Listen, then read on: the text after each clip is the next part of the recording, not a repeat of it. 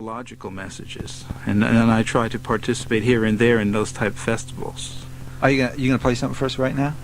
Sure. I'll give you a couple of snippets of some new songs, and then that I highlight because these are in progress.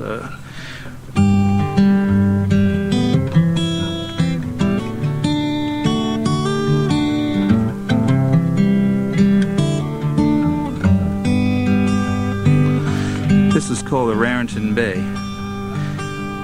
I've played in places all from Raritan Bay down to the Delaware Bay, but I was, of course, as earlier mentioned, born along the Raritan Bay, so I finally am addressing that.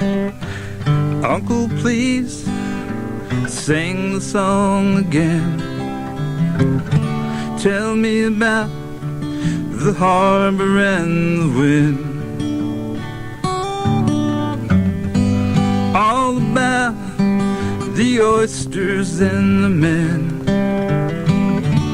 How beautiful the Raritan was then,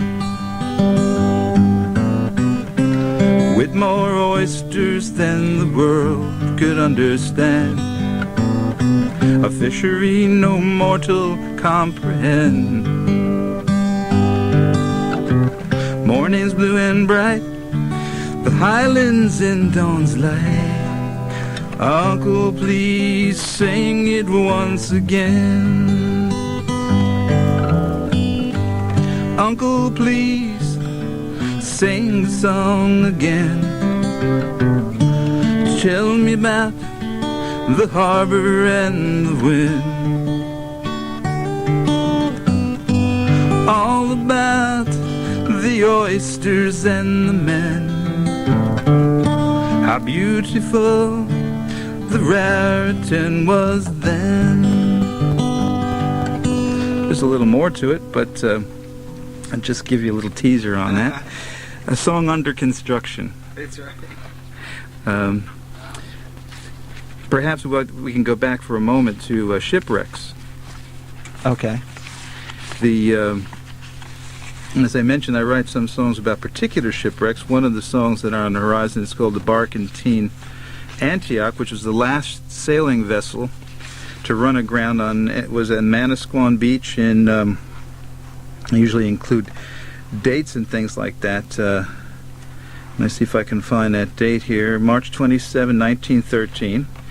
New Jersey had experienced things from people called the wreckers, who just thrived on ships that wrecked and they just wanted to get things for themselves, to the life-saving service where people were instrumental in saving lives. Ultimately, that was merged with the Treasury Service patrol boats, and they became the Coast Guard. And I think it was the Treasury Service. It was a federal institution. And this Barkentine Antioch, all the hands were saved, although the vessel was a total loss.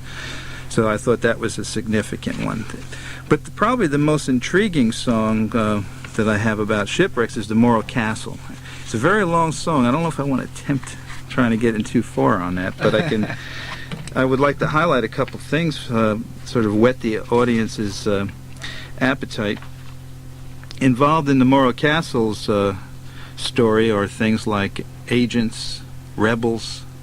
They would travel from Havana to New York, and there are claims that there was all sorts of intrigue, and that the fire was set, and that ultimately the chief radio operator was convicted of murder for killing the captain. And the story unfolds around New Jersey in the wee hours of the morning, and an SOS was broadcast and picked up by the Tuckerton Wireless.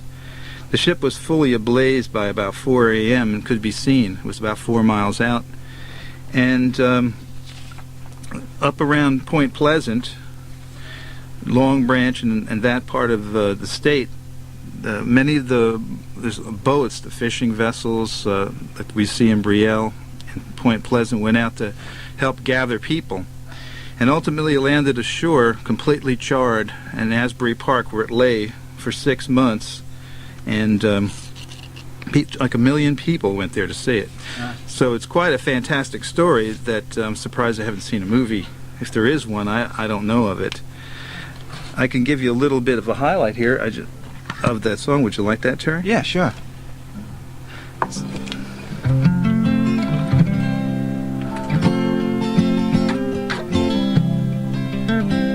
Oh, the moral castle met a horrible fate as she passed off the coast of New Jersey State. A radio message so long before dawn. In the radio message, something awful's begun. Ooh, moral castles ablaze. Ooh, for the people we pray. Ooh, their hopes with the brave who go out to their aid. All right. So it goes on to tell the whole story about how many people died and what happened, and the difficulty in getting the information.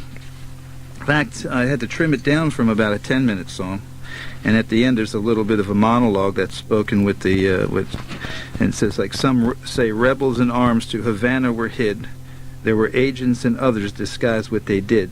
Still stranger details can also be told, for 23 years later did justice unfold. Convicted of murder in 1958, the chief radio man George Rogers, his fate for suspicion on he did finally arise for Captain William Wilmot's untimely demise. Now, another one of my favorites that you do is Tucker's Island. Can you tell us a little bit about, there's a couple of songs. Mm-hmm. Not only you, but Valerie Vaughan does a song about Tucker's Island. Could you tell us a little bit about Tucker's Island and maybe play some of that? Sure. Let me get that capo off there.